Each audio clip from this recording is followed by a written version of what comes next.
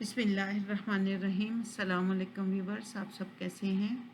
आज हम ख़त करेंगे दोस्त के नाम सालगिरह पर मुबारकबाद का ख़त। इंतहाई दाएं जानब आपने लिखना है कमरा इम्तहान, या जिस जगह आप रहते हैं वहाँ उस जगह का नाम लिख लेना है। फिर मोर का 28 नवंबर 2024 और ये हमज़ा का मतलब है ईसवी। अगली लाइन पे आपने लिखना है मेरे प्यारे दोस्त अली और इस्तजाबिया निशान।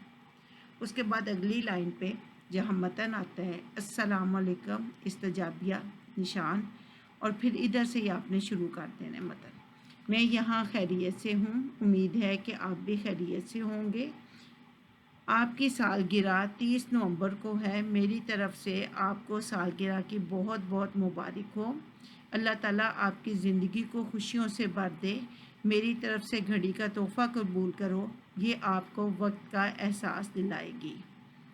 घर में सबको सलाम देना। खुदा हाफिज़। वस्सलाम, आपका दोस्त अलिफ बे जीम।